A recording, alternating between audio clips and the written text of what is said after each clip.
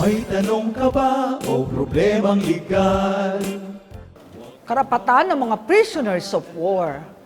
Sa gitna ng kaguluhang nangyayari sa ilang mga bansa sa ngayon, marapat na maintindihan ng lahat na kahit sa isang kaguluhan o digmaan, ay may mga alituntuning dapat sundin at mga karapatang dapat na igalang. Sa buwang ito ay tatalakayin at ipaaabot ng inyong lingkod ang mga alituntunin at karapatan ng bawat bansang nasa digmaan. Isa sa mga alituntunin at karapatan na ito ay nakapaloob sa Geneva Convention relative to the Treatment of Prisoners of War Convention. Kahit ano paman ang individual na tungkulin ng mga nakahuli ng mga nasabing prisoners of war, ang detaining power o ang nakahuli sa kanila ang maaaring responsable para sa magandang pagtrato sa kanila. Ang mga prisoners of war ay mga miyembro ng sandatahang lakas, kabilang ang kanilang civilian support, grupong militia, crew ng sibilyan na eroplano o barko, at maging ang mga sibilyang residente ng lugar na lumaban nang sila ay sakupin na nasa mga kamay ng kalaban. Sila ay responsibilidad ng bansa o grupong humuli sa kanila at hindi lamang ng mga individual o sundalo na nakahuli sa kanila. Kahit ano paman ang individual na tungkulin ng mga nakahuli ng mga nasabing prisoners of war, ang detaining power o ang nakahuli sa kanila ang magiging responsable para sa magandang pagtrato sa kanila.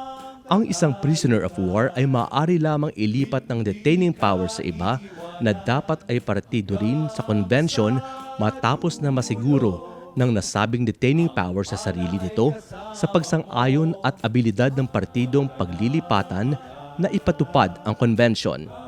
Kapag ang prisoner of war ay nalipat sa ganoong sirkumstansya, ang responsibilidad para sa pagpapatupad ng convention ay malilipat din sa partido o may kapangyarihang tumanggap sa nasabing prisoner of war habang siya ay nasa kustodiya nito.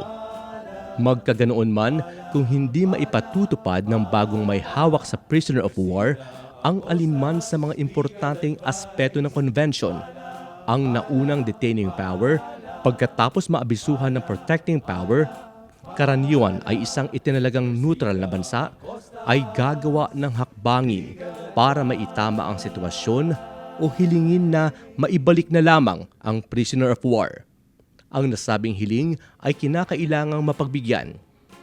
Ang isang prisoner of war ay dapat na palagiang tratuhin ng makatao.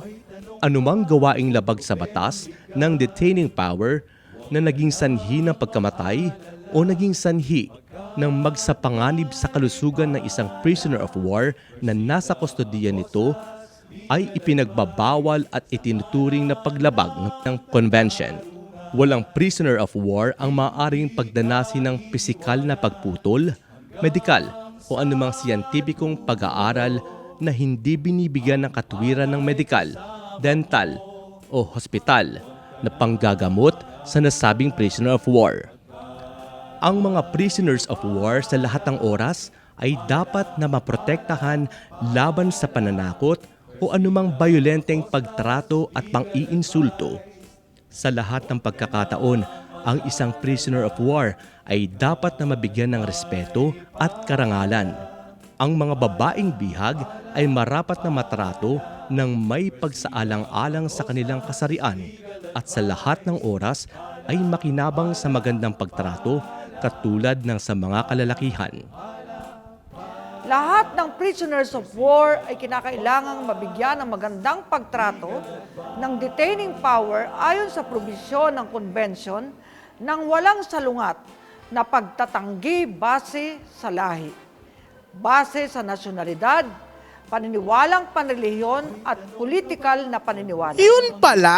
At ito po ang ating hashtag Palanos. Manood, magtanong, para matuto. Legal advice sa ngalan ng katarungan.